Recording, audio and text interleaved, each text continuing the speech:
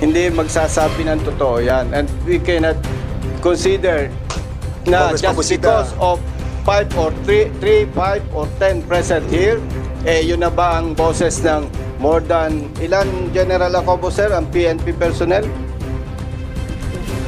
We are 20,000 plus. Oh, Congressman Busita, we Yes, respect. Mr. Chair. No. Listen, we respect your sentiment. yes. Lahat naman po Mr. tayo. Chair, No, wait. Not my sentiments. No.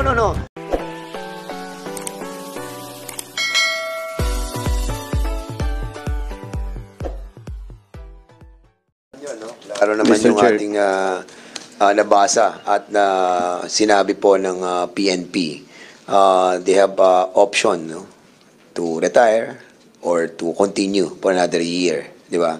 Mr. But Chair. the question is the sentiment of Senator Busita about the survey that he wanted and directed the PNP to conduct, what I'm trying to to see on the motion is the truthfulness of the survey.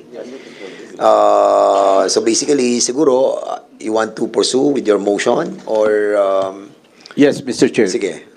What's the pleasure of the gentleman from Party List One Rider? Mr. Chair, before I... May pending tayong motion. Yes, You Mr. have Chair. already Banggitin ko lang dito, Mr. Chair, dito sa Section 39, compulsory retirement for officer and non-officer shall be upon the attainment of age 57, provided that uniform personnel who have less than 1 year in service upon the effectivity of this act shall have the option to retire at the age of 56. So, ibig sabihin, Mr. Chair, ang binibigyan lang po dito ng option, itong retirable. But all the rest, pag naisabatas ito, 57 years old lahat ang retirement nila. That's why, para po makita natin yung interest ng rank and file, dapat po talagang magkaroon ng proper survey dito sa PNP personnel. Kung lumabas po, yes, majority, so be it. So, ang punto lang dito, Mr. Chair, kailangan yung pulso talaga ng personnel ang makita natin dito. And I believe the honorable sponsor, ang interest lang talaga nito is para maproteksyonan yung ating personnel. Yung moral and welfare nila. So, kung hindi natin makuha, Mr. Chair, yung talagang pulso ng personnel, conflict yan doon sa interest ng author. Hindi po tama yon. So, yun lamang po, yung nabanggit kasi dito. Thank you so Mr. much. Chair. We have really to balance everything. We know that there are advantages, and disadvantages on the retirement age from 56 to 57. We know all about it, no. At alam natin that the junior officers will be really affected, no. Even without the survey, those junior officers will really react on this.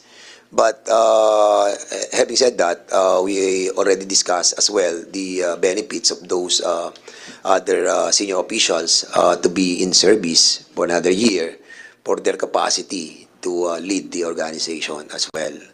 But of course, hindi naman nila monopolize yung serbisyo din, di ba? So, be that as it may, no? The reason why we are here is to approve or not the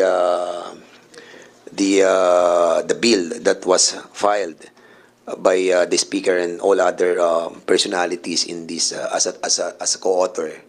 So basically, I think we have discussed this lengthily, no, before and today. So one way or the other, we have to approve this measure in favor or not in favor of this House Bill 1140. But a while ago, you have a pending motion to direct them to conduct a survey, duly seconded. Hearing no objection, your motion is now approved. So, Mr. Chairman, yes. Thank you, Mr. Chair. Let me just clarify. So, magsasurvey ka pending approval of this bill? No, What will be the purpose of that survey in the service of this bill? Kasi if we approve this today, mutan academic po yung survey na yan. Di ba? Now, Mr. Chairman, ito lang po, again, I will just like to reiterate, and I will ask the PNP, not my fellow members of this committee. Kasi po, optional retirement, you can apply for optional retirement. But in this case, ang sabi ko nga, ano pa bang interest ng mga rank and file? Of course, they want to retire mandatory or compulsory at the age of 56. Now, here comes in-extend natin ng 57. But, malinaw po dito, they have also an option to retire if they want at the age of 56. And that will be considered as compulsory retirement. And they can get all the benefits that they should have upon retirement at the age of 56. Wala eh. Ano pa bang issue? Now, ang sinasabi ko lang, why should we conduct a survey while approving this bill?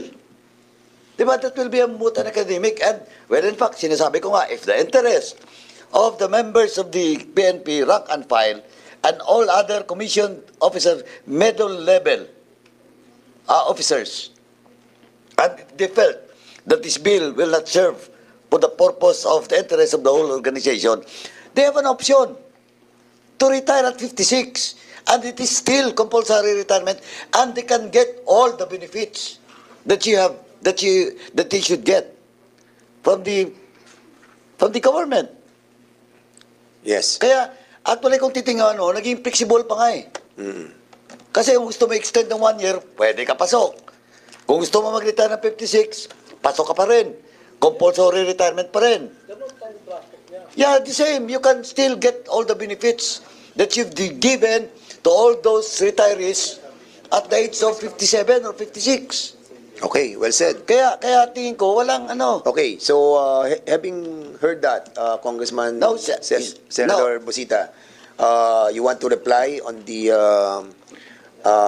query, not a query, but the position of Congressman Mr. Chair? Paduano regarding your Pwede motion. bang malaman, Wait. Mr. Chair, kay Honorable Congressman Paduano, yung 10 dito sa bill stated, yung sinasabi po niya? Oh, wait muna. Ito nga eh. Wait. Order muna. This is the parliamentary inquiry, parliamentary status, no? So there's a motion. We have approved the motion about the directing the PNP to conduct a survey while we are set to approve the said measure regarding the compulsory retirement. Having done that, no? So the survey that will be conducted in accordance to the manifestation of Congressman Paduano will be moot and academic, considering that we have approved on our part. But of course, the good Congressman Bosita wanted to say something. 1 minute suspension.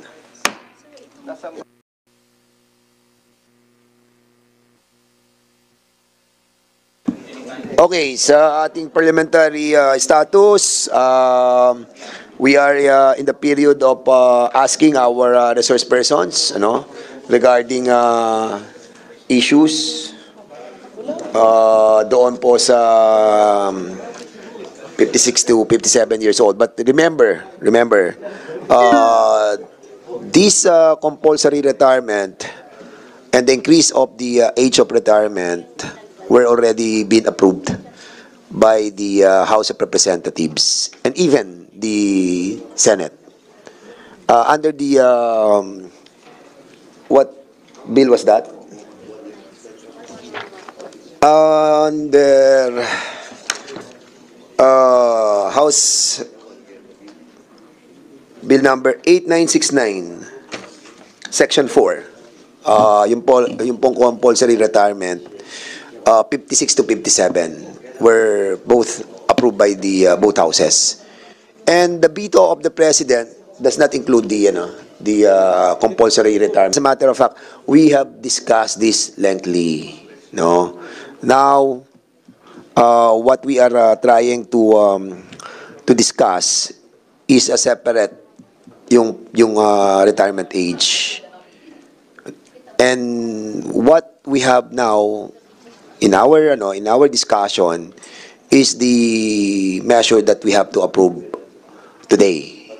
So now, may mga question about the some amendments. The proposal amendments of the PNP, which can be moved by one of the members to be adopted by us, and some issue about the Bureau of Fire and the Bureau of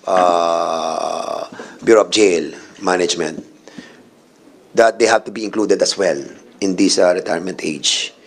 So I think it is incumbent upon this committee to include the BJMP and the Bureau of Fire. So I want to hear a motion to include an amendment to the Mr. said Chair, measure. Yes, I move Congressman that the Bureau Asa. of Fire and Protection and the Bureau of Jails should be included in this particular bill, Mr. Chair. Yes, and there's a motion to include the BJMP and the Bureau of Fire in the said measure.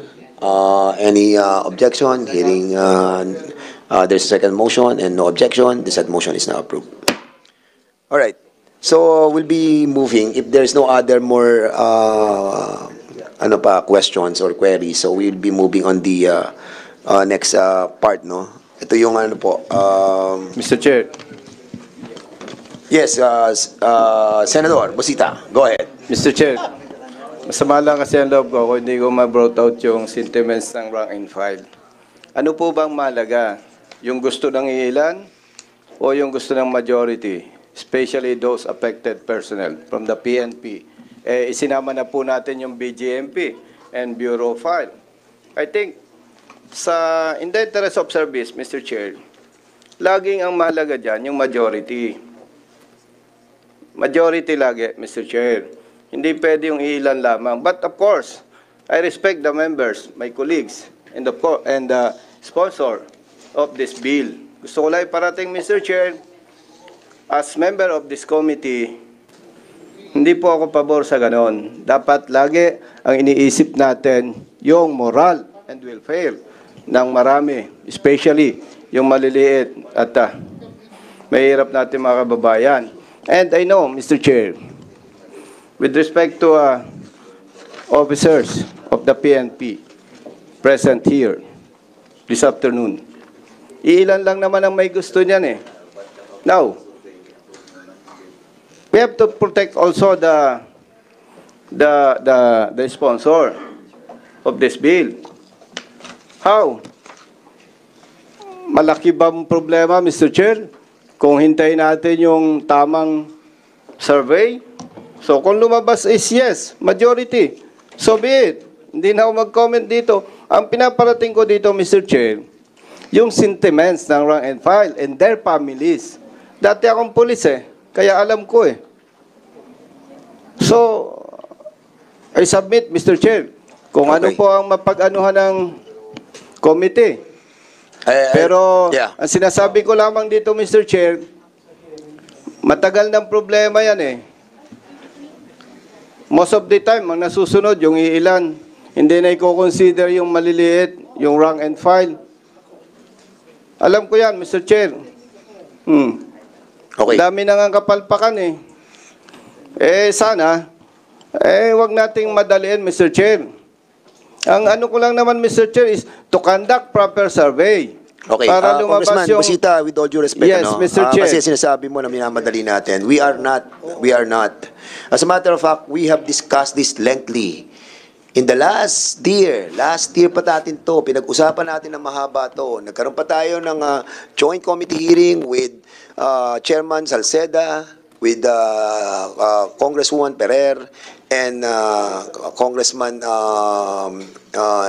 si Tupas and myself, in order to really dissect every provision of the MUP bill, wherein we have approved the compulsory retirement. And we have invited a lot of resource persons.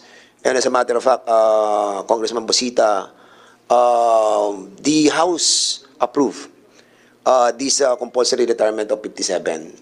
We approved in the plenary. And at the same time, the Senate approved it as well. Now, you are questioning the sentiments of the Yes, Mr. PNP Chair. organization. Yes. We have invited a lot of junior officers who are here today. So basically, I think the thing that we have to do right now is to try to find out from themselves, kung ano talaga yung sentimiento ng ating mga junior officials. So andito sila. Mr. Chair. Sino yung mga junior official na narito right now? Mr. Chair, if I may. Yes. Mr. Chair, galing ako sa PNP. Hindi magsasabi ng totoo yan. And we cannot consider na Congressman just Busita. because of 5 or 3, 5 or 10 present here, yun na ba ang boses ng more than, ilan General Acobo, sir, ang PNP personnel? We are 220,000 plus, sir. Oh, Congressman Busita, we Yes, respect. Mr. Chair. Listen, we respect your sentiment. yes. No, Lahat naman po Mr. tayo. Chair, No, wait. Not my sentiments. No. This is your sentiment according to the sentiments of the junior officials of our PNP. We understand that. Actually, hindi lang naman po kayo nakakarinig ng ganyang mga sentimiento ng ating mga opisyales. Kahit ako. Marami rin sa mga opisyales na nagsasabi sa akin, ayaw nila. Totoo yun. But we are in this Congress, we are deliberating a measure, and this is being voted upon by the members of this committee. And after which, we bring this in the plenary, and the members are voting on it. And we have voted. And we have decided that this bill to become a law. And then, unfortunately, it was vetoed by the President. But again, I will repeat, yung compulsory retirement was not vetoed by the President. So, in other words, Mr. Busita, Congressman, Senator, nakikita ko yung sentimiento mo, naniniwala ako dyan. But we are in a democratic process that we have to follow what the committee and the plenary will decide upon on a measure. But now, sabi mo nga, ayaw mo natin Mr. pakinggan Chair. yung mga nandito kasi baka bias nga. That's the reason why we approved your motion directing the PNP to conduct a survey kahit na po aprubahan natin sa committee to. Why? Because pupunta pa na tayo sa plenary eh. And after which, nakita natin that the survey that was conducted by them, truly, honestly, no? And nakita natin talaga sentiments, then we put that in the plenary and find out that the sentiments of the totality of the PNP really is against the compulsory retirement. Mr. Chair. And that's the reason why we wanted to give credence to what you have moved a while ago. So with that, the chair would like to recognize Congressman Plaza. Yes, Mr. Chair. Actually, that's why I duly seconded the motion of Congressman Busita, simply because a survey is a survey for us to have a better understanding on what is really happening on the ground. Then, but at the end of the day, we go to the plenary and decide if we agree or approve with this. Because it's unfair that the armed forces of the Philippines is the retirement age is 57, and the PNP is just PNP, BJNP, and so on and so forth, would be at 56 years old. Well, in fact, during the 18th Congress, 59 pa nga yung suggest namin na ang retirement age. Most especially, I think there's a law already that once the Chief of Staff is assigned before the age of 57, 3 years ang minimum tenure niya as Chief of Staff. Kasi ang nangyayari, meron po tayong 6 months lang head ng PNP, then palit na naman. Short term ang nangyayaring, here is Congressman Acop.